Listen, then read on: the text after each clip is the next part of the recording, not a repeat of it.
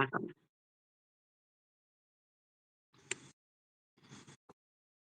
กันนะคะอะระหังสัมมาสัมพุทโธภควาพุทธังภควันตังอภิวาเทมิสวากขาโตภควตาธัมโมธัมมังนามัสสามิสุปฏิปันโนภควโตสาวกสังโฆสังฆังนามามิกราบขอเชิญทุกท่านกับแม่ชีอูดนะคะกราบค่ะนิมนต์แม่ชีแสดงธรรมได้ไหมมันจะได้ฟังชัดๆเห็นเอาส่งให้เขาบอกว่ามันไม่ชัดกัน มันไม่ค่อยได้ยินค่ะงั้นเดี๋ยวขอคำขึ้นต้นก่อนเนาะนะโมตัสสะภะคะวะโตอะระหะโตสัมมาสัมพุทธัสสะนะโมตัสสะภะคะวะโตอะระหะโตสัมมาสัมพุทธัสสะนะโมตัสสะภะคะวะโตอะระหะโตสัมมาสัมพุทธัสสะอนุปาทาจิตตัสสะวิโมกโข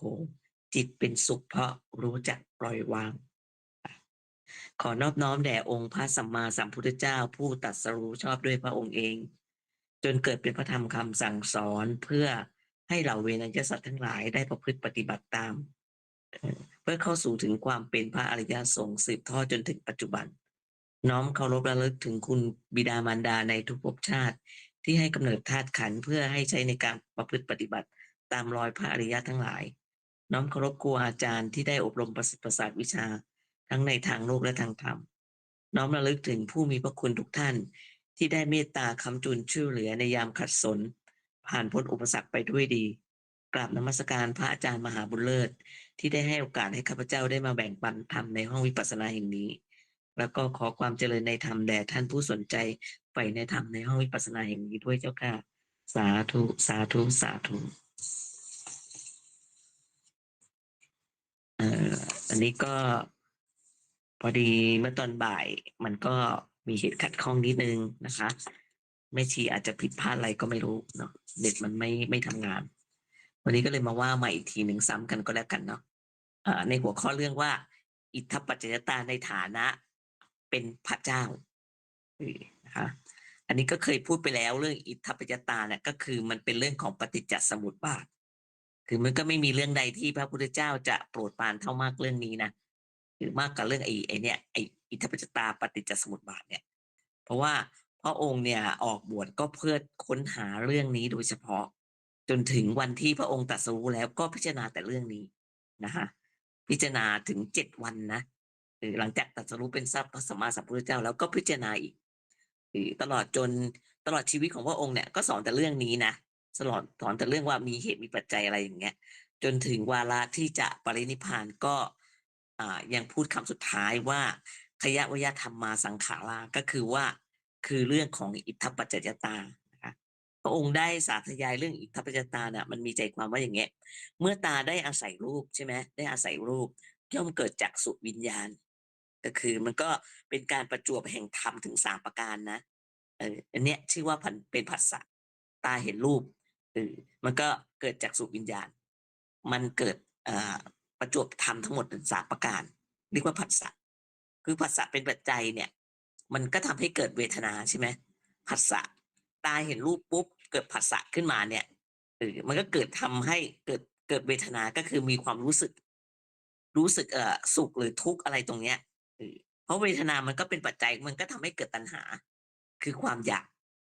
ไม่รู้แบบอยากได้หรืออยากไม่ได้อะไรก็แล้วแต่เงี้ยตัณหาก็เป็นปัจจัยทำให้เกิดอุปทานก็คือยึดมั่นแหละยึดมั่นในสิ่งที่ตัณหามันพาไปเนี่ยเพราะว่าอุปทานมันเป็นปัจจัยใช่ไหมมันทำให้เกิดภพขึ้นมาเกิดภพขึ้นมาเลยอุปทานแบบไปยึดก็แล้วภพก็เกิดขึ้นแล้วเพราะภพเป็นปัจจัยจึงเกิดชาติเกิดเป็นชาติใหม่ขึ้นมาอันนี้มันไม่ได้หมายถึงว่าตายแล้วต่อแต่ตายนะไม่ใช่นะมันหมายถึงว่าอันเนี้ยมันเป็นภพที่เกิดขึ้นในจิตใจของเรานี่แหละมันก็เกิดชาติเกิดมามันก็เป็นปัจจัยของชรามรณะโสกะปริเทวะทุกโทมนัสอุปายาสะตามกันมาเป็นหางเลยนะอันนี้ความทุกข์ทั้งปวงเนี่ยมันก็มีด้วยอาการอย่างเงี้ยอันเนี้ยมันเป็นความทุกข์ตาเห็นรูปปุ๊บเกิดจากสุวิญญาณเลยเกิดเป็นภาษาขึ้นมามันประจวบกันพอดี อันเนี้ยความทุกข์ของมันเป็นด้วยอาการอย่างนี้ เมื่อพระองค์ได้สาธยายในส่วนเกี่ยวกับตาเสร็จ ก็สาธยายในเรื่องหูตาหูจมูกลิ้นกายใจหมดเลยทั้งหกหมวดอายตนะเนี่ยเหมือนกับว่ามันเป็นการท่องจำบางคนก็ท่องจำได้นะเสร็จแล้วตาเสร็จก็เป็นหูใช่ไหมจมูกลิ้นเนี่ยกายใจเนี่ยหมดเลยใน6 หมวดอายตนะเนี่ยเป็นเรื่องของอิทธัปปัจจยตาเท่านั้นเอง ดังนั้นอิทธัปปัจจยตาเนี่ยมันจึงเป็นหัวใจของพุทธศาสนาเพราะอะไรเพราะพระเจ้าเนี่ยได้สาธยายแต่เรื่องนี้นะเพราะอิทธัปปัจจยตาเนี่ยมันคือของทุกสิ่งทุกเรื่องในโลกนี้เลยในสากลจักรวาลด้วยทุกสิ่งทุกอย่างในโลกในสากลจักรวาลดังนั้นเราจะต้องรู้สึกให้มันกว้างรู้ให้มันลึกออกไปว่าการที่เราจะเป็นคนที่มีประโยชน์อยู่ได้ในโลกนี้นะมันก็ต้องรู้เรื่องนี้แหละต้องรู้ให้ลึกซึ้งเลย เราถึงจะทำประโยชน์ได้ มีคำถามที่ทุกคนต้องสนใจว่า ถ้าเรารู้เรื่องนี้เนี่ย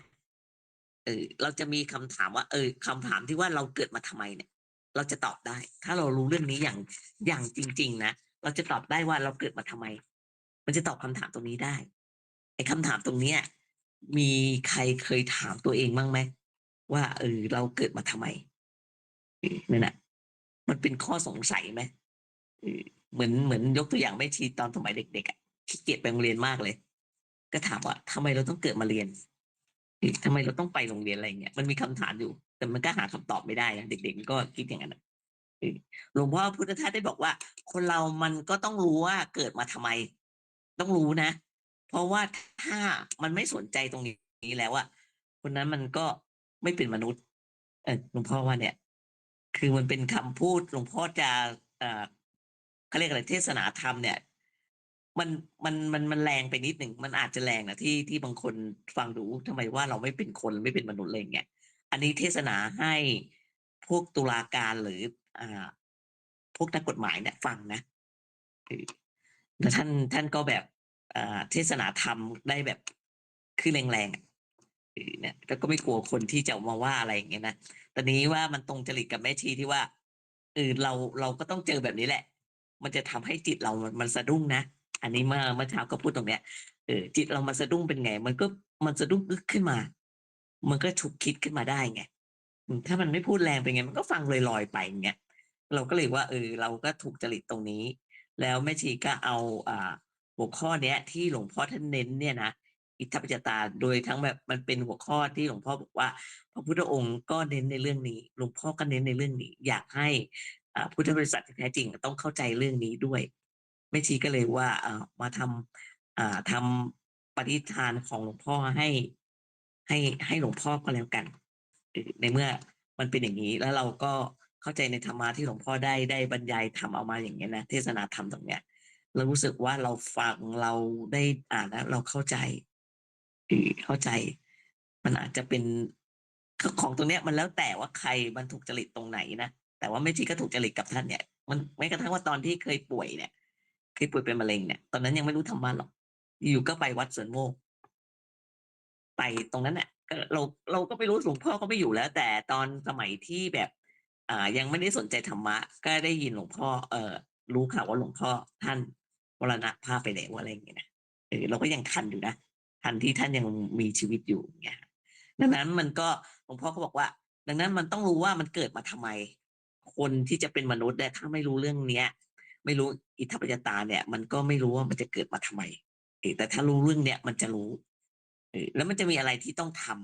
ำและต้องทำให้ได้ด้วยขอให้รู้ไว้ว่าเราเกิดมาเนี่ย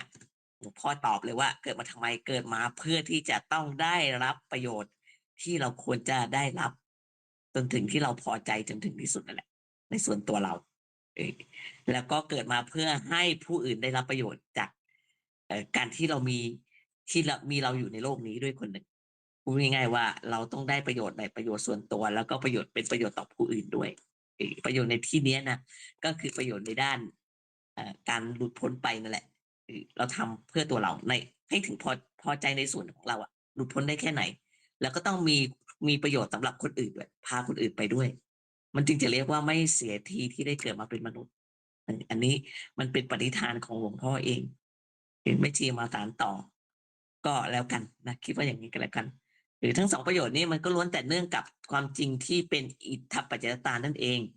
คือความที่เมื่อมีสิ่งนี้เป็นปัจจัยสิ่งนี้มันก็ย่อมเกิดขึ้น ซึ่งพระเจ้ายืนยันว่ามันเป็นทั้งหมดที่เราต้องรู้ เพราะมันอยู่ทั่วไปเลย ทุกแห่งทุกคนทุกแห่งในตัวเราแล้วก็นอกตัวเราด้วย แล้วก็มีอยู่ในฐานะที่เป็นกฎตายตัวด้วยนะมันมีกฎตายตัว กฎตายตัวยังไงยกตัวอย่างกันแล้วกันว่ากิเลสมันทำให้ไง มันทำให้เกิดทุกข์ไหมมันเป็นกฎไหมมันก็เป็นกฎตายตัวมันก็เกิดขึ้นมาทำไมมันก็ไม่รู้มันเกิดมาได้ยังไงเงี้ยนะก็บอกว่ามันอยู่ในฐานะที่เป็นกฎตายตัว ที่มันมีอำนาจที่จะบังคับให้ทุกสิ่งทุกอย่างให้เป็นอย่างนี้ให้มันเกิดทุกข์อ่ะอันนี้ไม่ชี้ยกตัวอย่าง เพราะมันเป็นกระแสแห่งการเป็นไปอย่างนี้ไงคือการที่สิ่งต่างๆมันต้องเป็นไปตามกฎนั้น เป็นไปตามกฎนั้นแหละมันเกิดเรามีกิเลสปุ๊บมันก็ทำให้เกิดทุกข์มันเป็นไปตามกฎนั้นน่ะ แล้วผลที่เกิดมันจะเป็นสุขหรือเป็นทุกข์ก็แล้วแต่เนี่ยก็บอกไงทั้งโดยส่วนตัวแล้วก็ส่วนรวมทั้งโลกเลยผลนั้นก็คืออิทธปัจจยตานั่นแหละในบทที่ว่าความที่เมื่อมีสิ่งนี้มีอยู่สิ่งนี้มันจึงต้องเกิดขึ้น ซึ่งพุทธบริษัทที่แท้จริงจะต้องเข้าใจคำนี้ และก็ต้องซึมซาบเข้าไปในหัวใจเลย แล้วก็มีความสลดแล้วก็สังเวชมันจะถึงได้คำตอบ ว่ามันเกิดมาทำไม แล้วก็เกิดความเบื่อหน่ายสลดสังเวชแล้วก็เบื่อหน่ายในจิตใจ คือตลอดเวลาที่มันมีสิ่งต่างๆที่แสดงให้เห็นอิทธปัจจตาเกิดขึ้นเนี้ยเอาอย่างของเราเช่นปฏิจจสมุปบาทกันแล้วกันที่เราเจอเนี่ย ถ้าเราไม่รู้จักความจริงเนี่ยลึกซึ้งอันเนี้ยมันก็เหมือนว่ามันไม่มีอะไรเกิดขึ้นนะถ้าเราไม่รู้จักปฏิจจสมุปบาทชีวิตมันก็เห็นไม่มีอะไร คนทั่วไปที่เขาไม่รู้ตรงนี้ไม่เคยถามว่าเราเกิดมาทำไมเขาไม่รู้ตรงเนี้ยเขาก็ไม่รู้ว่ามันจะต้องไม่รู้ทำไมเขาบอกไงรู้ไหมเคยถามเขาเคยพูดว่าไงหรือมันเกิดมาทำไม เกิดมาเพื่อดำรงเผ่าพันธุ์ความเป็นมนุษย์เขาพูดแบบนี้นะมันถูกไหมมันก็ถูกในส่วนของคนทางโลกไงแต่มันไม่ได้ถูกในทางธรรมเนี่ยมันไม่ถูกบางทีมันก็พูดไปเราไปพูดบอกว่าเมื่อมีสิ่งนี้เป็นปัจจัยสิ่งนี้มันจึงเกิดขึ้น ถ้าเขาไม่ได้เข้าใจเนี่ยเขาก็ฟังดูบ้าๆบอๆนะมันเหมือนเป็นอย่างนั้นเพราะเมื่อก่อนแม่ชีก็ฟังดูก็แบบอะไรบ้าๆบอๆอะไรเงี้ยก็คิดอย่างนั้นเหมือนกันนะมันก็เราก็เป็นแค่ ไม่เข้าใจก็เป็นแค่พุทธบริษัทที่แบบเป็นเปลือกนับถือพุทธศาสนาแต่ก็ไม่ได้เข้าใจอะไรทีนี้มันก็พูดว่าอิทธิปัจจยตาในฐานะที่เป็นพระเจ้า เข้าเรื่องแล้วสำหรับสิ่งที่เรียกว่าพระเจ้าเนี่ย มันมีปัญหาอยู่มากแต่สรุปได้ว่ามันเกิดจากความที่ไม่รู้จักพระเจ้าที่มีปัญหาเรื่องพระเจ้าอะไรของศาสนาต่างๆไม่ขอเอ่ยชื่อนะหรือรู้จักอย่างผิดเช่นฉันก็มีพระเจ้าบ้างฉันไม่มีพระเจ้าบ้าง มันก็เป็นข้อถกเถียงกัน ไม่รู้จบของศาสนาบางลัทธิอะไรที่มีปัญหากันนั่นแหละ เกี่ยวกับพระเจ้าของเขานี่แหละก็ไปคิดเอาเองว่าศาสนาอะไรลัทธิอะไรก็แล้วแต่นะแต่ความจริงนะสิ่งที่เรียกพระเจ้าเนี่ยมันก็มีได้โดยที่คนเหล่านั้นไม่ต้องรู้สึกก็ได้พระเจ้าที่ว่านี้ก็คืออิทธปัจจยตานะสำหรับของเรานะความที่เมื่อมีสิ่งนี้เป็นปัจจัยสิ่งนี้มันจึงเกิดขึ้นอิทธปัจจยตาในฐานะที่เป็นกฎนี่แหละคือพระเจ้าของเรามีกฎอิทธปัจจยตาก็คือเป็นพระเจ้ากฎของมันเนี่ยถ้าเรานึกไม่ออกอะไรกฎอิทธิปัจจยตาเราไม่นึกถึงปฏิจจสมุปบาทเลยเป็นพระเจ้าไหมคือเป็นกฎของมันอยู่อย่างนั้นมันเกิดผัสสะเกิดจากสุวิญญาณอะไรนั่นแหละเป็นกฎของมันอยู่อย่างนั้นโดยสังเกตศึกษาให้รู้จักสิ่งที่มันมีอยู่จริงเราก็จะรู้จักเข้าใจแล้วก็มันก็เป็นพระเจ้าที่กำหนดมาอยู่อย่างนั้นเนี่ยเปลี่ยนแปลงไม่ได้พระเจ้าคืออะไรพระเจ้าคือสรุปง่ายๆคือพระเจ้าก็คืออะไรไม่รู้สรุปประมาณแล้วนะจะเป็นคนก็ไม่ใช่คนก็ไม่ใช่เป็นผีเทวดาหรือเป็นอะไรสักอย่างเนี่ยถ้าเราเข้าใจอย่างเงี้ยมันไม่ใช่นะมันเป็นพระเจ้าที่เขาเรียกว่าหลวงพ่อบอกเด็กๆเขาเชื่อกันแบบนั้นมันก็ถอยทำให้พระเจ้าเนี่ยก็เป็นพระเจ้าแบบเด็กๆด้วยพระเจ้าที่แท้จริงก็คือกฎแห่ง อิทธปัจจยตาคือความที่เมื่อมีสิ่งนี้เป็นปัจจัยสิ่งนี้มันจึงเกิดขึ้น เพราะฉะนั้นจะต้องรู้จักคุณสมบัติของพระเจ้าเสียกันเสียก่อนพระเจ้าที่เราบอกเป็นผีเป็นตัวเป็นคนเป็นอะไรเงี้ยมันเป็นพระเจ้าของเด็ก แต่ถ้าพระเจ้ากันจริงๆเนี่ยมันต้องรู้จักพระเจ้าความหมายทั่วไปของทุกศาสนาเนี่ยมีพระเจ้าของเขาเหมือนกันแม้ไม่ใช่เรื่องศาสนาก็ยังยอมรับว่าพระเจ้านั้นก็มีหน้าที่สร้างสิ่งทั้งหลายทั้งปวงให้มันเกิดขึ้น และก็ควบคุมสิ่งทั้งปวงนั้นออกไปเสียให้หมดในบางคราวควบคุมด้วยนะแล้วก็ควบคุมสิ่งทั้งหลายทั้งปวงตลอดเวลาแล้วก็ลบล้างแล้วก็สร้างขึ้นใหม่ในบางโอกาสดังนั้นจึงเกิดมีพระเจ้าที่ประกอบคุณสมบัติ3อย่างนี้คือสร้างขึ้นมาแล้วก็ควบคุมให้มันอยู่อย่างนั้นแล้วก็ยุบขึ้นไปยุบไปใหม่เป็นคราวๆไปก็คือสร้างขึ้นใหม่ถ้าตรงในพุทธศาสนาเราก็คือเกิดขึ้นตั้งอยู่แล้วดับไปไงมันตรงไหมอันนี้ของศาสนาอื่นมันเขาก็เป็นแบบนี้นะเขาเป็นแบบนี้คือเป็นกฎที่มี3อย่างคือสร้างขึ้นมาใช่ไหมแล้วก็ควบคุมมันแล้วก็ยุบเลิกไปแล้วก็สร้างขึ้นมาใหม่เกิดขึ้นตั้งอยู่แล้วดับไปก็เกิดขึ้นใหม่แต่ถ้าคนนี้ยังเข้าใจว่าพระเจ้าเป็นคนมีตัวมีตนเนี่ยมีอำนาจควบคุมและทำลายนะมันไม่ใช่ในศาสนาอื่นเขาก็บอกว่าไม่ใช่ศาสนาที่เขานับถือพระเจ้าน่ะเขาก็บอกไม่ใช่พระเจ้าแบบนี้เขาก็ยืนยันไม่ใช่พระเจ้าแบบนี้ถ้างั้นพระเจ้าของเขาเป็นยังไงมันตรงกับของเราไหมแต่ถ้าเข้าใจว่าพระเจ้าไม่ใช่คนไม่ใช่เทวดาไม่ใช่ผีไม่ใช่อะไรทั้งนั้นเนี่ยนะมันเป็นอะไรก็ไม่รู้ที่มีหน้าที่ที่ทำให้สิ่งทั้งหลายทั้งปวงมันเกิดขึ้นแล้วก็ควบคุมสิ่งทั้งหลายทั้งปวงเอาไว้แล้วก็ทำให้สิ่งทั้งหลายทั้งปวงเหล่านั้นสลายไปเป็นยุคเพื่อจะเกิดขึ้นมาใหม่นี่คือพระเจ้าที่ถูกต้องตามความหมายในนี้ในศาสนาอื่นไม่เอ่ยชื่อแล้วกันเขาก็เชื่อว่าพระเจ้าของเขาเป็นแบบนี้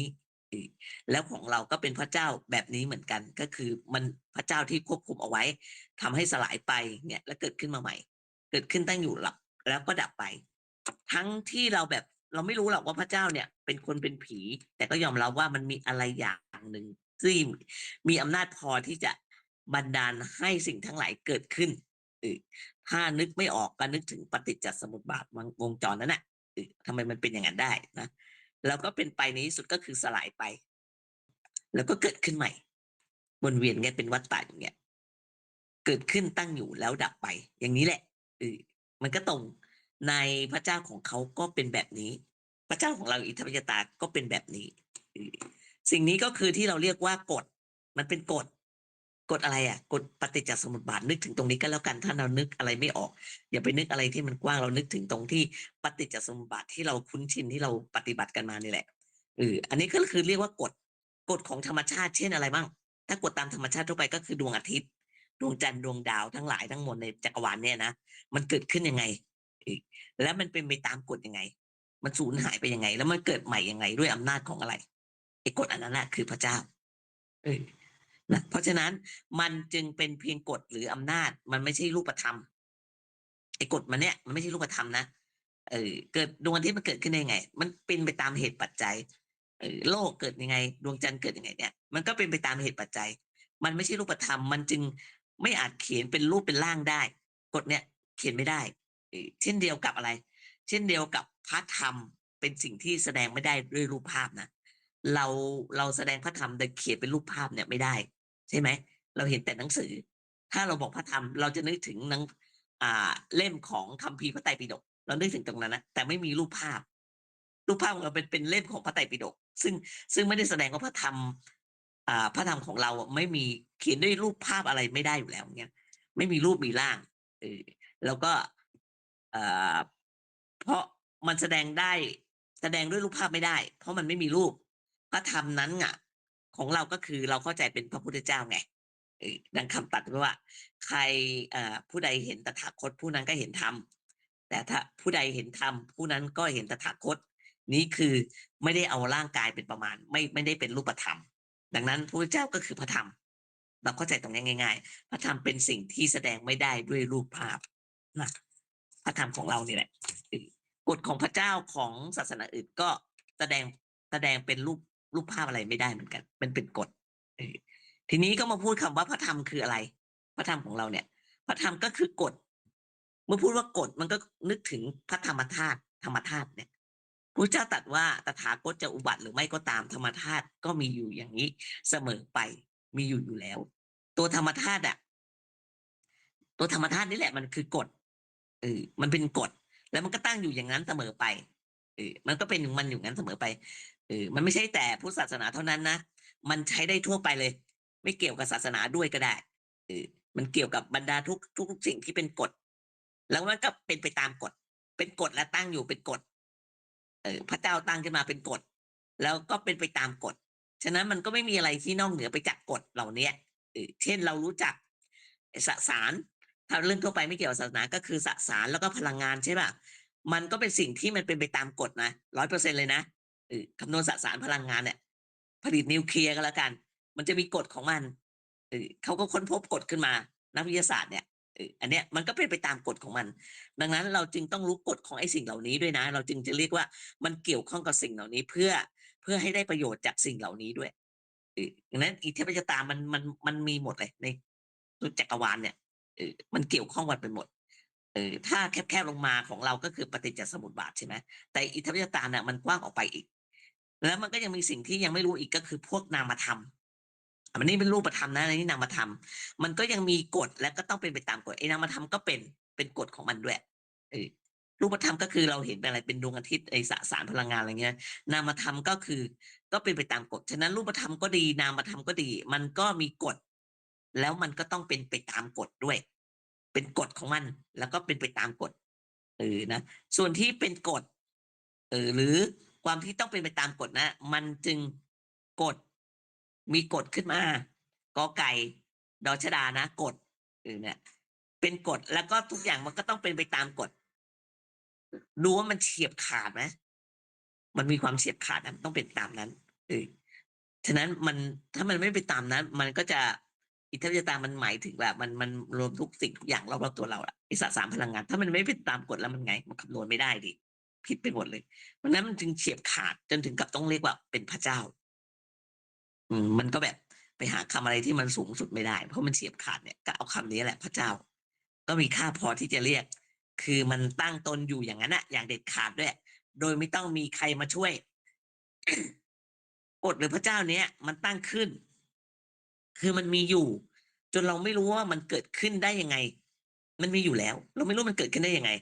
ไม่ว่ามันจะเป็นกฎทางฟิสิกส์เคมีทางวัตถุอะไรก็แล้วแต่หรือ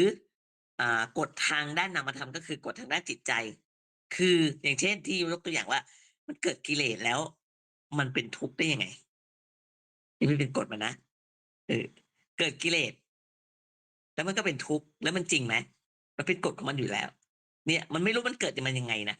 เราก็ไม่รู้มันเกิดมันยังไงนะแล้วถามว่ามันเป็นทุกข์ไหมเนี่ยใครตั้งขึ้นก็ไม่รู้ดังนั้นในทางพระวารีถือว่าไอ้สิ่งนี้ที่มันเป็นเนี่ยมันมีเป็นกฎเนี่ยมันเรียกว่าอสังคตะคือมันเปลี่ยนไม่ได้มันเป็นของมันอยู่อย่างนั้นแล้วก็ไม่ได้มีใครทำขึ้นด้วยทำไม่ได้ด้วยเป็นกฎของมันเนี่ยมีกิเลสแล้วมันเกิดทุกข์ใครทำขึ้นอ่ะเนี่ยเราก็ไม่ได้เราก็ไม่มีใครทำขึ้นไม่มีใครสร้างขึ้นแล้วก็อันนี้เป็นอสังคตะคือสิ่งที่ไม่มีใครทำขึ้นแล้วไม่มีใครจะทำได้อีกตัวหนึ่งที่มันตรงข้ามกันก็คือว่าสิ่งที่มันมีอะไรที่มันมีใครทำขึ้นได้เปลี่ยนแปลงได้อันนั้นแตะต้องได้เรียกว่าสังคตะสังคตะแต่ถ้าแบบว่าสิ่งที่เราเรียกว่ากฎธรรมชาติเนี่ยมันเป็นสิ่งที่มันมีใครตั้งขึ้นหรือใครมาเปลี่ยนแปลงเนี่ยมันเป็นกฎนะแต่สิ่งที่เราเรียกว่าพระเจ้าเนี่ยสิ่งที่เราจะต้องเรียกพระเจ้าเพราะมันมีอำนาจที่จะทำให้ไอ้สิ่งทั้งหลายทั้งปวงเนี่ยมันเป็นไปตามกฎมันมีกฎอยู่แล้วแล้วก็บันดาลให้สิ่งทั้งหลายเป็นไปตามกฎนั้นอันนั้นคือตัวมันเองอันนี้เขาถึงเรียกว่าเปรียบเหมือนเป็นพระเจ้าสิ่งทั้งหลายทั้งปวงนี้แหละมันเป็นตัวสิ่งที่มันเปลี่ยนแปลงได้ไปตามกฎจึงถูกจัดให้อยู่ในพวกสังคตะคือมีเหตุปัจจัยปรุงแต่งแล้วก็เปลี่ยนแปลงไปตามเหตุปัจจัยนั้นอย่างนี้เรียกไปว่าอิทธิปัจจยตาความที่เมื่อมีสิ่งนี้เป็นปัจจัยสิ่งนี้มันจึงเกิดขึ้นดังนั้นจึงเห็นได้ว่า อ่ายกไอ้ตัวกฎอย่างเดียวนะนอกนั้นก็เป็นอิทัปปัจจยตาในส่วนที่เป็นสังคตะส่วนที่เป็นสังคตะก็คือสิ่งที่มันต้องเป็นไปตามกฎไงมันเปลี่ยนแปลงไปตามกฎตัวกฎเองมันก็เรียกว่าอิทัปปัจจยตาไอ้กฎที่มันตั้งขึ้นมามันก็เป็นอิทัปปัจจยตาแต่มันเป็นอสังคตะเปลี่ยนแปลงไม่ได้แต่สิ่งที่มันเป็นไปตามกฎเนี่ยมันเป็นสังคตะในฐานะที่เป็นกฎมันก็ทำสิ่งอื่นเพราะมันมีอำนาจเหนือสิ่งที่มันเป็นไปตามกฎมันถูกกระทำเนี่ยนี้เรียกว่าอิทธปัจจยตาโดยตรงเพราะต้องเปลี่ยนแปลงไปตามกฎมีกฎแล้วก็ต้องเปลี่ยนไปตามกฎด้วยนะมันก็คือกฎของสิ่งนี้เพราะฉะนั้นมันจึงเรียกความเป็นอย่างนี้ในฐานะที่เป็นกฎนะมันเป็นกฎของมันนี่อิทธปัจจยตาเนี่ยแปลว่าความที่สิ่งนี้เป็นปัจจัยสิ่งนี้มันจึงเกิดขึ้นคำนี้มันตั้งอยู่ในฐานะที่เป็นกฎนะเนี่ยมันก็คือพระเจ้าถ้าว่าสิ่งไหนสิ่งนี้มันเป็นไปตามกฎสิ่งนี้ที่ถูกพระเจ้าสร้างขึ้นควบคุมอยู่และให้เป็นไปอิทธปัจจยตาเมื่อมีสิ่งนี้เป็นปัจจัยสิ่งนี้มันจึงเกิดขึ้นเพราะมันเป็นอย่างนั้นมันเป็นของมันอยู่อย่างนั้นเขาเรียกว่าตถาตาส่วนตัวกฎเองนะมันก็เป็นอย่างนั้นกฎที่มันมีอยู่แล้วเนี่ยก็เป็นตถาตาเหมือนกันหมดเลยเพราะฉะนั้นตัวพระเจ้าที่บันดาลให้สิ่งทั้งหลายเนี่ยไปเป็นสิ่งทั้งหลายไปก็ดีตัวสิ่งทั้งหลายที่พระเจ้าบันดาลให้ไปด้วยก็ดี ตัวกฎทั้งหลายก็เรียกว่าตถาตาเหมือนกันหมดมันเป็นของมันอยู่อย่างนั้นอยู่แล้วมีกฎอยู่แล้วกฎอิทธปัจจยตากฎปฏิจจสมุปบาทมันเป็นของมันอยู่อย่างนั้นอยู่แล้วนะมี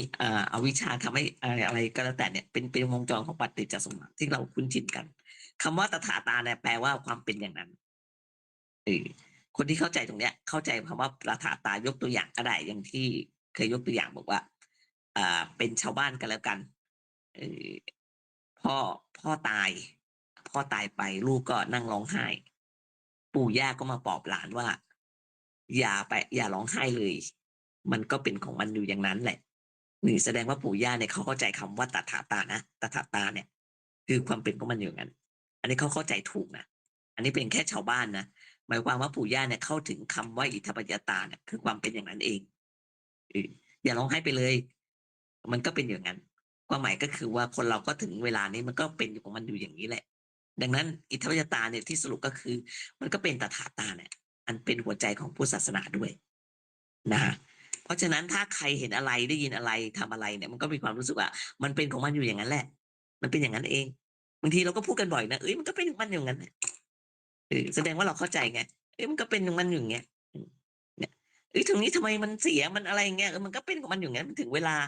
อะไรก็แล้วแต่ปั๊มน้ำทำไมมันเสียแล้ววะมันใช้เวลาเยอะแล้วมันก็เป็นของมันอย่างเงี้ยหมดเวลาของมันแหละอันนี้เราก็เข้าใจแล้วเราก็ทำเราไม่ไปยึดไงทำไมมันจะต้องเสียจะต้องไปอะไรยังไงเงี้ยมันก็เป็นเรื่องใช่ไหมแต่เราก็รู้ว่ามันถึงเวลาเนี่ยมันก็เป็นของมันอยู่อย่างนั้นอยู่แล้วถึงเวลาของมันก็ต้องเสื่อมสลายไปถ้าเข้าใจตรงเนี้ยก็คือเข้าใจที่ถูกมันไม่ได้ไปมันก็ไปยึดมั่นถือมั่นไม่ไปหลงรักหลงเกลียดไงถ้ารู้เรื่องนี้ดีและใช้สิ่งที่เรียกว่าอิทธิปัจจยตาให้เป็นประโยชน์ได้คือทำให้ตัวเองเป็นอิสระไม่เป็นทาสของสิ่งที่เราจะรักไปหลงรักหลงเกลียดโมโหโทโสนี่ทำไมมันเสียมันอะไรอย่างเงี้ยนะเห็นคนที่ของเสียปวดใช้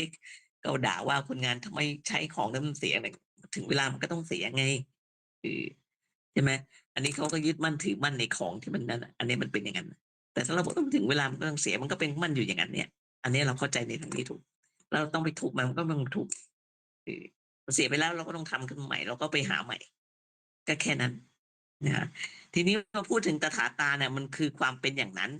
ที่มันเป็นตัวกฎนั้นก็คือพระเจ้าและความเป็นอย่างนั้นเนี่ยมันเป็นตัวที่สิ่งทั้งหลายต้องเป็นไปตามกฎคือสิ่งที่พระเจ้าสร้างและก็ควบคุมอยู่ฉะนั้นสิ่งทั้งหลายทั้งปวงปรากฏขึ้นเป็นไปอยู่แล้วก็สลายไปปรากฏขึ้นสิ่งทั้งหลายปรากฏขึ้นแล้วก็เป็นไปตั้งอยู่แล้วมันก็ดับไปสลายไปในที่สุดเนี่ยเพราะว่าเพราะมันมีต้นเหตุอยู่ที่สิ่งใดสิ่งหนึ่งต้นเหตุอันนี้แหละก็คือพระเจ้านั่นนะในเรื่องของหัวใจพุทธศาสนาเนี่ยในพระบาลีบอกว่าพระอัสสชิเนี่ยที่เป็นสาวกพระเจ้าเนี่ยรุ่นที่เป็นปัญจวัคคีย์นะพระอัสสชิได้กล่าวกับพระสารีบุตรตอนที่เป็นพระอุปติสสะนะในประวัติของพระบาลีเนี่ยเขาบอกว่าสิ่งทั้งหลายมีเหตุเป็นแดนเกิดสิ่งทั้งหลายมันมีเหตุเป็นแดนเกิด พระตถาคตแสดงเหตุของสิ่งนั้นแล้ว และก็ทรงแสดงความดับของสิ่งนั้น เพราะมันหมดเหตุสิ่งทั้งหลายมันเกิดขึ้นมันมีเหตุนะมันมีแดนเกิดของมันอย่างเช่นตัวเราเนี่ยเกิดมาเป็นรูปนามเนี่ยมันเรามีพ่อแม่ มีบิดามารดาเป็นแดนเกิดเนี่ยนั่นแหละพระสัจจีได้แสดงถึงสิ่งเนี้ยเป็นพระเจ้าให้แก่พระอุปติสสะก็คือพระสารีบุตรนั่นแหละก่อนที่จะมาบวชเป็นในพระพุทธศาสนาคือแสดงว่าสิ่งทั้งหลายทั้งปวงมันมีเหตุเป็นแดนเกิด พระผู้มีพระภาคทรงแสดงเหตุแห่งสิ่งเหล่านั้น และก็ความดับแห่งสิ่งเหล่านั้นไปเพราะหมดเหตุอันนี้พระอัสสชิได้พูดกับพระอุปติสสะจนพระอุปติสสะเนี่ยต้องมาปรึกษาหรือมาเข้าเฝ้าพระพุทธเจ้าเนี่ยแหละเพื่อที่จะบวชได้ฟังธรรมตรงนี้แสดงว่าพระสารีบุตรได้ฟังเรื่องเกี่ยวกับอิทธิปัจจยตานั่นแหละสิ่งทั้งหลายทั้งปวงเป็นเหตุแดนเกิดและมีพระผู้มีพระภาคทรงแสดงเหตุแห่งสิ่งเหล่านั้นและความดับแห่งสิ่งเหล่านั้นเพราะหมดเหตุก็หมายความว่าพระพุทธเจ้าเนี่ยได้แสดงถึงพระเจ้าได้แสดงเรื่องเกี่ยวกับพระเจ้าคือเหตุที่ทำให้เกิดสิ่งทั้งปวงและเหตุที่ทำให้ความดับแห่งสิ่งทั้งปวงด้วยแต่เราไม่เรียกพระเจ้าเราเรียกว่าพระธรรมเรียกพระธรรมตรงนี้เป็นพระธรรมตอนนี้ฉะนั้นพระธรรมนั่นแหละคือพระเจ้าของเราพระเจ้าของเราคือพระธรรมอิทธิปัจจยตาเนี่ยพระเจ้าในฐานะที่เป็นต้นเหตุส่วนพระธรรมในฐานะที่เป็นสิ่งที่ถูกกระทำพระธรรมคือพระเจ้าในฐานะที่เป็นต้นเหตุนะพระธรรมเนี่ยและส่วนพระธรรมที่เป็นฐานะที่ถูกกระทำนั้นคือตัวโลกตัวสิ่งทั้งปวงถูกกระทำนี้เป็นคำว่าพระธรรมมันใช้ได้กับทุกสิ่งไม่ว่าจะเป็นภาษาอังกฤษsubjective เป็น objective ก็ได้เป็นกริยาการอะไรเงี้ย subjective ก็คือประธาน objective ก็คือกรรมอันนี้เท่าที่จำได้นะเป็นกริยาอาการเป็นอะไรก็ได้ภาษาไทยเรียกว่าพระธรรมดังนั้นพระธรรมในส่วนที่เป็นต้นเหตุของสิ่งทั้งหลายมันมีค่าเท่ากับพระเจ้าแล้วสิ่งนั้นก็คืออิทธิปัจจยตาคือกฎที่เฉียบขาดไม่มีอะไรต้านทานได้ว่าเมื่อสิ่งนี้เป็นปัจจัยสิ่งนี้มันก็เกิดขึ้นนั่นแหละดังคำที่พระพุทธเจ้าตรัสว่าตถาคตจะอุบัติหรือไม่ก็ตามธรรมธาตุก็มีอยู่อย่างนี้ไม่เปลี่ยนเป็นอย่างอื่นมีอยู่แล้วก็หมายความว่าสิ่งที่พระเจ้าเนี่ยเขาเรียกว่าพระเจ้าอันเนี้ยอิทธิปัจจยตาเนี่ยเป็นสิ่งที่พระเจ้าล้มล้างไม่ได้พระเจ้าเองก็ยังล้มล้างไม่ได้รู้ว่ามันมีอยู่แล้วไม่มีใครบังคับได้เป็นกฎอิทธิปัจจยตาเนี่ยในฐานะที่เป็นพระเจ้าที่แท้จริงอันนี้พระเจ้าบอกนะก็คือแบบว่าไม่สามารถล้มล้างได้ไม่ใช่บุคคลไม่ใช่เทวดาไม่ใช่ผีสางอะไรทั้งหมดแหละแต่บุคคลและผีสางเหล่านี้แหละก็คือสิ่งที่ต้องเป็นไปตามกฎไอ้กฎเนี้ยมันไม่ใช่ผีสางไม่ใช่เป็นเทวดาเป็นอะไรแต่บุคคลหรือเทวดาผีสางเนี่ยมันต้องเป็นไปตามกฎนั้นกฎอิทธิปัจจยตาคือเป็นสิ่งที่พระเจ้าสร้างแล้วก็ควบคุมแล้วก็ให้สลายไปในที่สุดอันนี้เป็นความหมายของมันแต่จะเรียกว่าพระเจ้าหรือไม่ก็ตามก็แล้วแต่เราจะเรียกจะสมมุติบัญญัติอะไรก็แล้วแต่ในบางศาสนาได้กล่าวไว้ว่าก็อดคือพระเจ้าของเขาเนี่ยมันไม่ใช่เขาก็บอกว่าไม่ใช่ผีไม่ใช่เทวดานะแต่ก็อดนี่คือกฎพระเจ้าของเขาคือกฎนะบางศาสนาเขาพูดอย่างนี้ก็อดของเขาคือกฎเป็นกฎเขาก็บอกว่าไม่ใช่ผีไม่ใช่เทวดาอะไรทั้งสิ้นกฎนี้คือกฎแห่งอิทธิปัจจยตามันตรงกับเรานี่ฉะนั้นอิทธิปัจจยตาในฐานะที่เป็นกฎจึงตั้งอยู่ในฐานะเป็นพระเจ้าผู้สร้างสิ่งทั้งปวงทางศาสนาของเขาก็ยังบอกอีกว่าพระเจ้าคือสิ่งทั้งปวงจะเป็นกฎหรือเป็นสิ่งที่เป็นไปตามกฎก็เรียกว่าสิ่งทั้งปวงก็มีพระเจ้ารวมอยู่ในสิ่งทั้งปวงด้วยอันนี้ของเขานะซึ่งตรงกับคำในพุทธศาสนาก็คือพระธรรมของเรามันใช้ได้กับสิ่งทั้งปวงทั้งที่เป็นตัวกฎและก็สิ่งที่เป็นไปตามกฎคือเป็นฝ่ายอสังคตะแล้วก็สังคตะนั่นแหละมันก็ตรงกับของเราไงพระเจ้าของเขาคือกฎเขาพูดแล้วเราไม่ขอว่าเป็นศาสนาอะไรเนาะฉะนั้นพระธรรมในพุทธศาสนาเนี่ยมันจึงตรงกับคำว่าก็อดของศาสนาบางศาสนาของเขานั่นแหละในเมื่อก็อดมีความหมายว่าสิ่งทั้งปวงคือผู้สร้างสิ่งที่ถูกสร้างอันนี้ของเขานะเขาบอกเลยแล้วก็เราจะเห็นได้ว่า ใจความข้อเท็จจริงอันเนี้ยอิทัปปัจจยตามันก็คือพระเจ้าของเรา ในฐานะที่เป็นกฎคือพระเจ้าผู้สร้างและสิ่งที่กำลังเป็นไปตามกฎคือสิ่งทั้งปวงที่นับรวมอยู่ในพระเจ้าด้วยในทางศาสนาเขาก็ว่าอย่างนี้ แล้วเขาก็บอกว่าพระเจ้าคือทุกสิ่งไม่ยกเว้นอะไรเลยนะแล้วมันก็ตรงกับของเรานะพระเจ้าคือทุกสิ่งไม่ยกเว้นอะไรพระธรรมก็คือทุกสิ่งไม่ยกเว้นอะไรเหมือนกันพระเจ้าของเขาแล้วก็พระธรรมของเราพระธรรมเป็นพระเจ้าของเรา ก็ไม่ยกเว้นอะไรเหมือนกันคือทุกสิ่งเลยจะเป็นสังคตธรรมหรืออสังคตธรรมมันก็คือทุกสิ่งมันก็เลยตรงกันเป็นพระเจ้าอิทธปัจจยตาก็ตรงกับของเราของเขาก็พระเจ้าของเขาก็คือทุกสิ่งพระเจ้าของเราก็คือทุกสิ่งอย่างเช่นตัวอย่างที่เรามานั่งกันตรงเนี้ยหรือเรามานั่งกันทำไมใครให้เรามานั่งมาจากไหนกันเนี่ยก็คือตอบว่าเป็นไปตามเหตุปัจจัยคืออิทธปัจจยตาสร้างมามนุษย์ทุกคนมีอิทธปัจจยตาสร้างขึ้นมานะแล้วก็ควบคุมเอาไว้แล้วก็จะยุบเลิกเมื่อถึงคราวที่ควรยุบเลิกเป็นคราวๆไปแล้วก็สร้างขึ้นมาใหม่เพื่อเกิดใหม่คิดดูว่าเรามีพระเจ้าไหมก็นี่แหละพระเจ้าควบคุมเราอยู่ถ้ามีสิ่งใดที่ทำหน้าที่สร้างควบคุมและยุบเลิกเป็นคราวๆนั่นแหละเรียกว่าพระเจ้าสร้างควบคุมแล้วก็ยุบเลิกเป็นคราวๆไปเรียกว่าพระเจ้าส่วนของเราก็เรียกว่าพระธรรมของเขาเรียกพระเจ้าส่วนที่เป็นกฎของอสังคตะส่วนที่เป็นตามกฎก็คือสังคตะเป็นทั้งสังคตะกับอสังคตะนะเดี๋ยวนี้ก็จะดูว่าเรามนุษย์เราเนี่ยก็ทำอะไรได้มากเพราะรู้จักใช้กฎเกณฑ์ของอิทธปัจจยตานะเดี๋ยวนี้นะไม่ว่าจะทำอะไรก็แล้วแต่ตามงานตามอาชีพอะไรเอาปลูกข้าวแถวบ้านไม่ชีหรือเปล่าเราก็ไม่ว่าจะปลูกข้าวมันก็รู้จักใช้กฎเกณฑ์ของอิทธปัจจยตาก็คือว่าจะทำยังไงให้ข้าวงามใช่ไหมก็ต้องมีเหตุทำยังไงให้ข้าวงามใช่ไหมมันแบบเป็นก็แบบเลี้ยงหมูเลี้ยงไก่แล้วแต่ก็ต้องรู้จุดจากกฎเกณฑ์ว่าจะทำยังไงไม่ให้ไอ้หมูไอ้ไก่ที่เราเลี้ยงเนี่ยมันไปตายไปมันเกิดโรคอะไรไปเนี่ย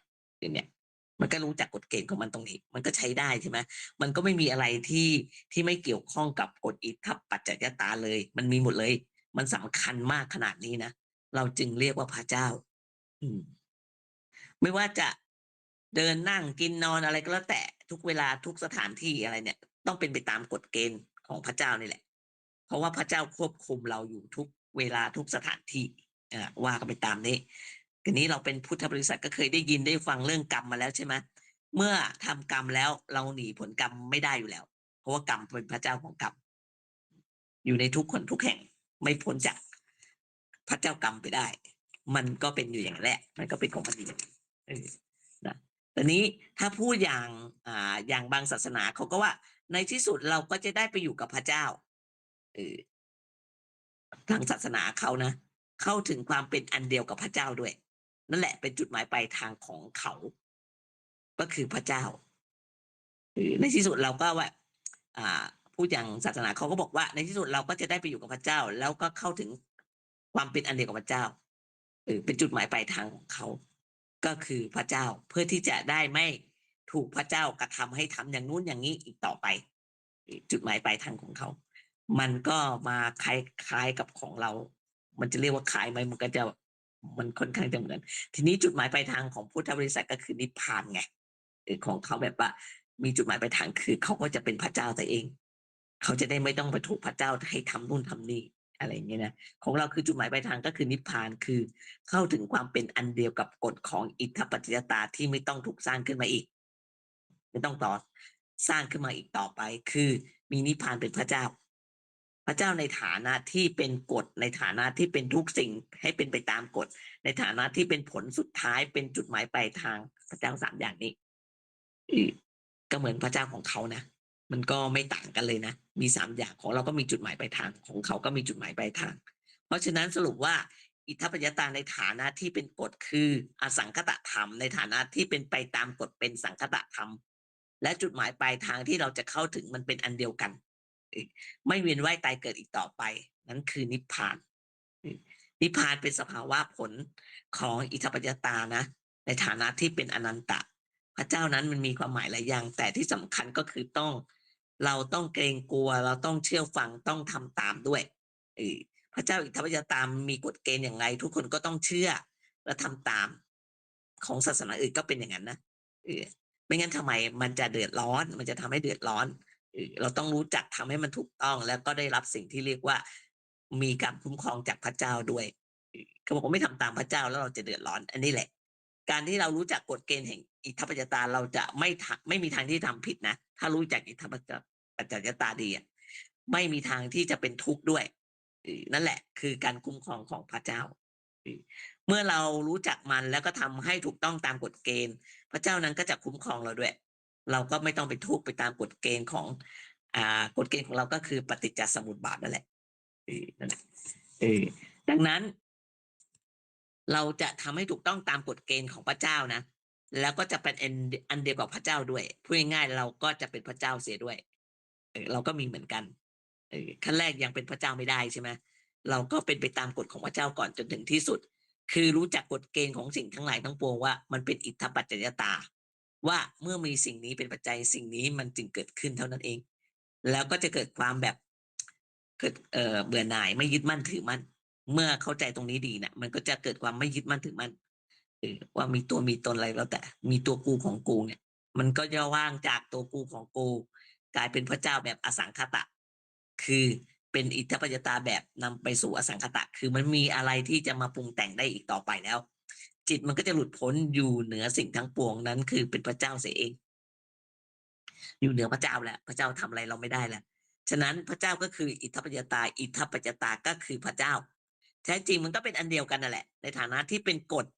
คือพระเจ้าผู้สร้างในฐานะที่เป็นสิ่งทั้งปวงที่เป็นไปตามกฎต้องเป็นไปตามกฎคือพระเจ้าคือสิ่งทั้งปวงเมื่อปฏิบัติดีแล้วก็ไม่ยึดมั่นถือมั่นอะไรก็เป็นพระเจ้าที่ถึงจุดหมายปลายทางของทุกคนหรือพูดตามแบบลัทธิบางลัทธิก็แล้วกันออกมาจากพระเจ้าแล้วก็กลับไปหาพระเจ้าเราออกมาจากพระเจ้าเลยนะ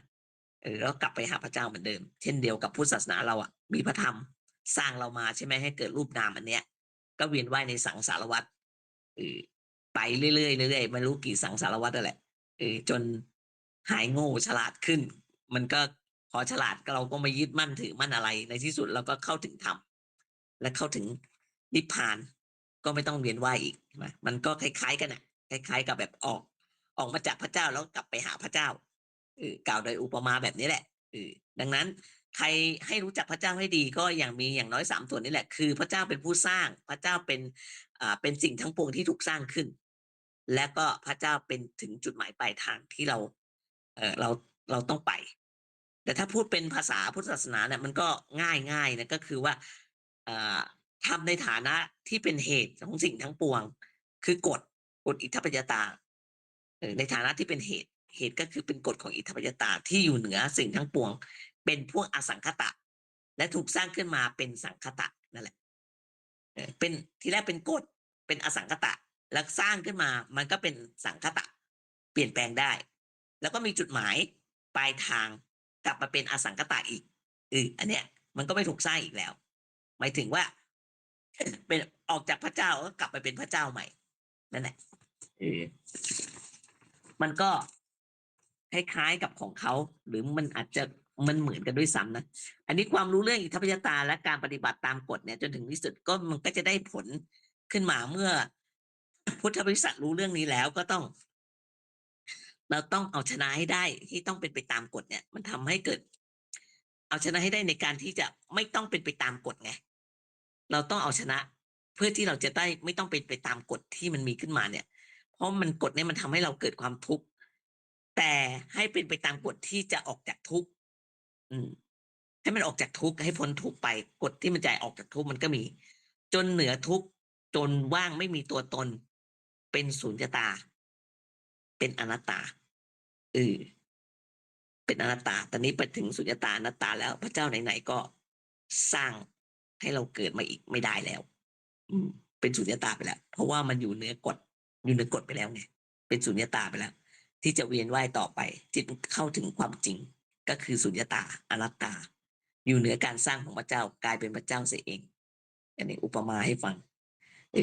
แต่นี่ว่าถามว่าแล้วเราจะปฏิบัติต่อพระเจ้ายังไงพระเจ้าของเราเนี่ยเราจะทำยังไงก็เคยพูดไปแล้วเนาะในครั้งก่อนๆว่า อิทธปัจจตาเนี่ยมันมีทั้งนอกกายเรา แล้วก็มันทั้งที่เป็นกายของเรา แล้วก็เป็นจิต แล้วก็เป็นอนันตะมี4อย่าง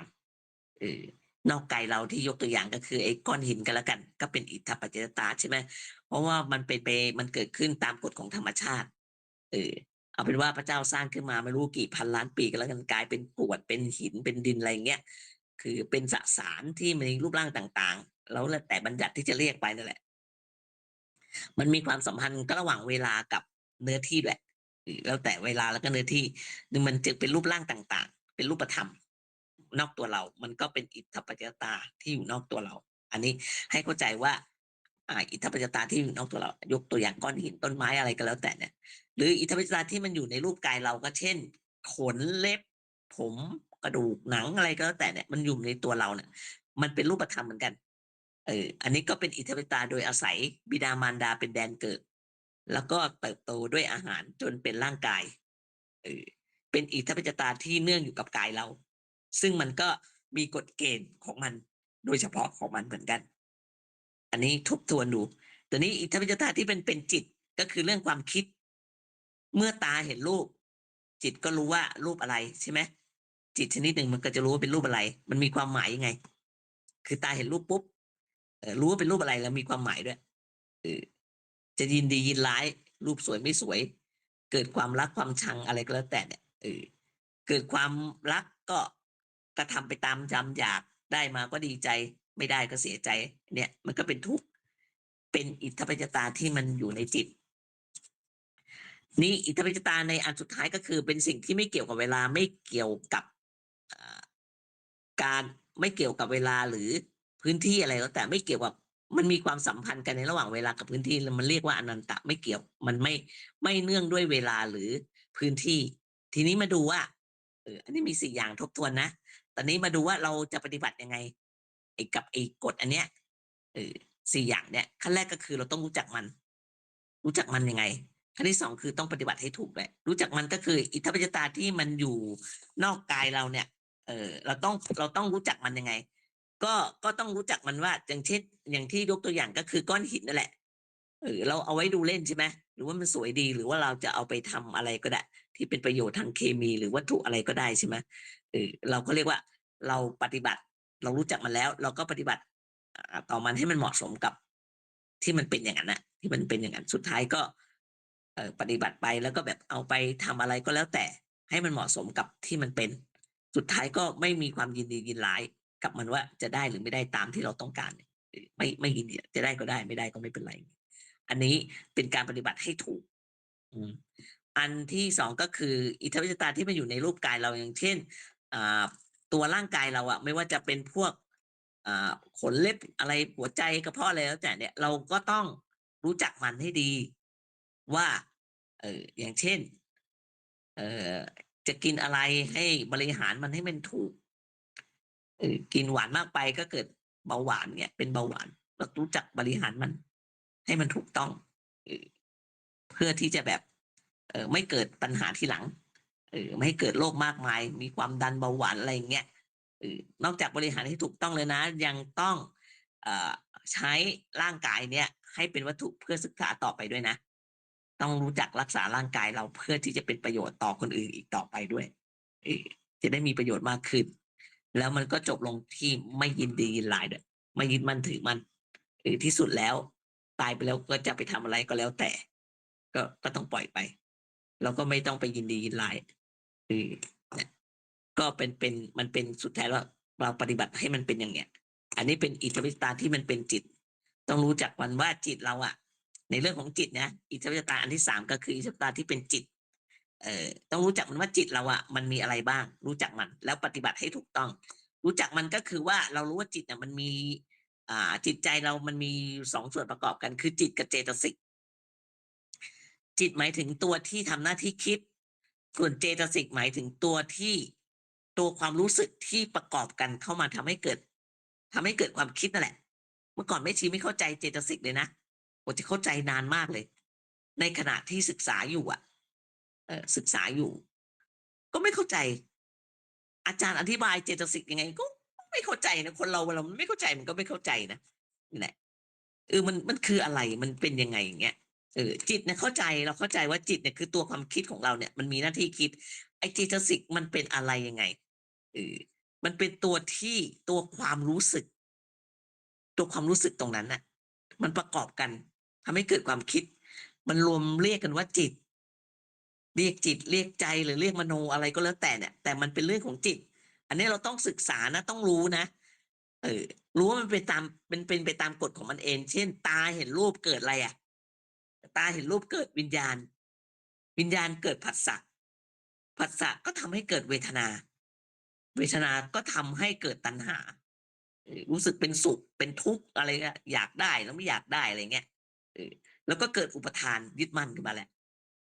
ฉันชอบจังเลยฉันอยากได้นี่เงี้ยแล้วก็เกิดอุปทานเสร็จก็ทำให้เกิดกิเลสนี่แหละมันเป็นไปตามเนี่ยมันเป็นไปตามกฎของมันเนี่ยก็คือเราต้องรู้เรื่องจิตดีว่ามันเป็นอย่างนี้เพราะฉะนั้น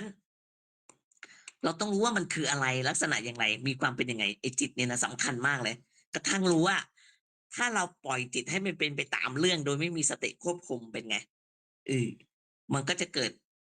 เรียกว่ามีโรคทางจิตอ่ะมีความโลภโกรธหลงอะไรก็แต่เนี่ยโรคเขาเรียกโรคทางวิญญาณนะ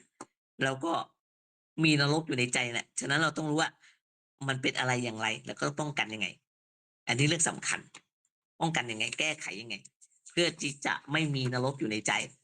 เนี่ยเรื่องโรคทางจิตเนี่ยสำคัญมากเลยที่เรามาปฏิบัติอย่างเงี้ยมันก็เพื่อตรงนี้ทั้งนั้นเลยนะกัปปัจจตาทางจิตเนี่ยพอมาถึงระบบจิตเนี่ยหรือโรคทางจิตเนี่ยต้องใช้คำว่าป้องกันเลยนะ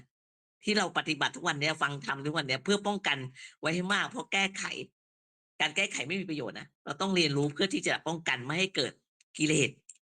โรคทางจิตโรคทางวิญญาณเพื่อที่จะได้ไม่เป็นทุกข์เรื่องความเจ็บไข้ก็เหมือนกันก็ใช้การป้องกันดีกว่าเขาเรียกว่ากันไว้ดีกว่าแก้ที่เราได้ยินกันนะ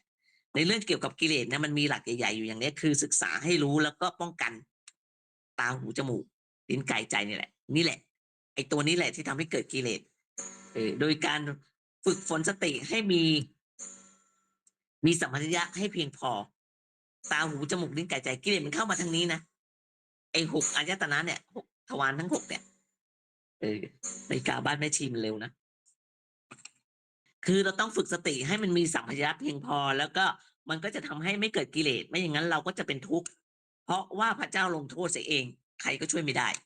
เนี่ยกิเลสมาจากตรงนี้ตาหูจมูกลิ้นกายใจเกิดขึ้นมาปุ๊บเราก็มันที่เราอยู่ตรงนี้ก็คือฝึกสติฝึกให้มันมีสัมปชัญญะเพียงพอยับยั้งชั่งใจนั่นแหละการปล่อยให้จิตวิตกกังวลไปในสิ่งต่างๆมากไปเนี่ยอันเนี้ยจิตที่มันเกิดความวิตกมันก็ก่อโทษโลกมากมายเกิดความเครียดอะไรอย่างเงี้ยแต่เนี่ยโรคเป็นโรคประสาทบ้างอะไรบ้างเนี่ยความดันหัวใจอะไรเนี่ยมันวิตกกังวลนอนไม่หลับอะไรเงี้ยมีคนเป็นโรคนี้นะโรคซึมเศร้ามากอันนี้เขาบอกว่าอันนี้เป็นหลวงพ่อพูดคำแรงไปหน่อยนะท่านบอกว่าตาหน้าได้เลยว่าเป็นคนไม่รู้ธรรมะนี่ไม่ใช่ไม่ได้พูดเองนะถ้าเป็นไม่จริงก็ไม่กล้าพูดแรงๆคือคนที่เป็นความดันหัวใจอะไรก็แล้วแต่เกิดความเครียดอ่ะคนนั้นน่ะยังไม่รู้ธรรมะนะแม้ว่าจะอ่านหนังสือธรรมะจริงๆก็ไม่รู้จริงๆคือก็บอกมันทำให้ตัวเองนอนไม่หลับได้อ่ะก็คือไม่รู้ธรรมะมันก็ไม่ใช่พุทธบริษัทที่ถูกต้องถ้ารู้ธรรมะแล้วมันจะไม่มีคำว่านอนไม่หลับเออแบบเกิดความเครียดในแสดงว่ามันยึดมั่นถือมั่นไงเนี่ยมันเป็นการยึดมั่นถือมั่นนะมันมีอยู่ในตรงนั้นมันถึงนอนไม่หลับถามว่าบางคนเป็นไหมเป็นอยู่แล้วเราต้องยอมรับว่าบางทีเรานอนไม่หลับเพราะเราไปยึดอะไรไว้บางทีต้องถามตัวเองนะไปยึดอะไรวะถึงนอนไม่หลับอ่ะก็เป็นอย่างนี้นะต้องแก้ไขความวิตกกังวลให้ได้ไม่ต้องกินยาหรอกแก้ไขตรงเนี้ยเราไม่ต้องกินคือเป็นการป้องกันดีกว่าการแก้ไขก็คือเราก็ต้องศึกษาธรรมะในลักษณะป้องกันไว้ไม่ว่ามันจะทำกรรมฐานหรือทำวิปัสสนาทำสมถะอะไรก็แล้วแต่เนี่ยทำได้มันเป็นในระบบมันเป็นเรื่องของการป้องกันในด้านเรื่องจิตเนี่ยเรื่องเนี่ยเขาบอกเรื่องนอนไม่หลับเมื่อก่อนแม่ชีเป็นจะตายนอนไม่ค่อยหลับตอนนี้ไม่เป็นตอนนี้ไม่เป็นค่ะนอนอยากนอนก็นอนอยากหลับก็หลับไปเลยเพราะอย่างนั้นมันก็จะเป็นป่วยทางโรคทางวิญญาณเสียสติไปอันเนี้ยธรรมะก็ช่วยไม่ได้นะรู้ธรรมะเยอะแต่ว่าแก้ไขตัวเองไม่ได้เนี่ยฉะนั้นการป้องกันน่ะสำคัญกว่าการแก้ไขนะเขาให้ค่าของการป้องกันอ่ะ80-90% ส่วนการแก้ไขให้10%เองอันนี้ถ้าถือหลักอย่างนี้ก็จะได้ประโยชน์สำหรับที่จะต่อต้านพระเจ้าคืออิทธปัจจยตาในหน้าที่ที่จะปฏิบัติแล้วหน้าที่ที่มันชัดๆก็คืออิทธปัจจยตาตัวที่เรียกว่าอวิชชาอวิชชาก็เป็นอิทธปัจจยตาเป็นเหตุปัจจัยคือความไม่รู้เนี่ยนั่นแหละที่จะต้องฆ่ามันเสียเรื่อยๆทำไปเรื่อยๆนั่นแหละเป็นการป้องกันไม่ให้มีอาการให้มีอาการที่อยู่ดีๆอยู่ดี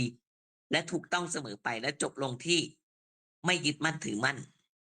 ไม่ว่าสุขหรือทุกข์ไม่สุขไม่ทุกข์อะไรก็แล้วแต่ฉะนั้นเพื่อจะให้แน่นอนและต้องมีผลผลสุดท้ายก็คือการไม่ยึดมั่นถือมั่นนั่นแหละเราต้องการตรงนั้น ทีนี้มาถึงอิทธิปฏิตาในอนันตะอันนี้ข้อที่4นอกเหนือไปจากเวลาหรือเนื้อที่พื้นที่อะไรนะจิตใจในร่างกายและจิตใจขั้นแรกก็ต้องรู้จักมันสุดท้ายก็คือไม่ยึดมั่นถือมั่นเหมือนกันส่วนขั้นกลางก็คือการปฏิบัติในฐานะที่เป็นพระเจ้านั่นแหละต้องปฏิบัติให้ถูกต้องฉะนั้นเราต้องเคารพกฎเกณฑ์ซื่อตรงรักษากฎเกณฑ์ให้ดีแล้วก็จะไม่เป็นทุกข์ถามว่าเมื่อไหร่ถามว่าทำเมื่อไหร่เมื่อจิตมันรู้สึกส่งที่อยู่ข้างนอกจิตใจมันอาศัยกายแล้วก็จิตทั้งกายเนี่ยมันรวมอยู่รู้สึกได้ว่ารู้สึกต่อสิ่งข้างนอกเพราะมันเป็นสัมพันธ์กันเมื่อใดมีความสัมพันธ์กันเมื่อตาเห็นรูปหูได้ยินเสียงจมูกได้กลิ่นลิ้นได้ลิ้มรสร่างกายสัมผัสผิวหนังอารมณ์รับรู้ทั้ง6เนี่ยคือเมื่อสิ่งข้างในมันพบกับสิ่งข้างนอกนะอันเนี้ยมันต้องระวังจะเกิดกิเลสแล้วก็เกิดความทุกข์ขึ้นมาตอนเนี้ยมันเกิดตอนนี้ทั้งนั้นแหละอย่างที่บอกมาแล้วเกิดตรงนี้จริงๆบางทีได้ยินเสียงอะไรไม่ถูกหูเลยเนี่ยมันก็ต้องเราเคยฝึกมาทำกรรมฐานมาแล้วก็เราก็ต้องรู้ไม่พอใจก็รู้ว่าไม่พอใจแล้วมันก็จะหยุดหายไปนะมันสัมผัสทั้งในข้างนอกเนี่ยนั่นแหละไอ้ตรงนี้สำคัญอิทธปัจจตาที่มันเกี่ยวอนันตะนะมันอยู่เหนือเวลาเหนือพื้นที่คือมันไม่มีภาษาไทยเรียกว่าสัมพันธภาพภาษาอังกฤษเนี่ยอ่านว่าอะไรคุณพจน์อ่านถูกป่ะไม่รู้ relativity อะไรเนี่ยระหว่างเวลากับสถานที่เนี่ยคือเมื่อรู้ว่ามันมีอยู่อย่างกฎใช่ไหมเราก็พยายามดำรงถูกให้มันถูกต้องตามกฎ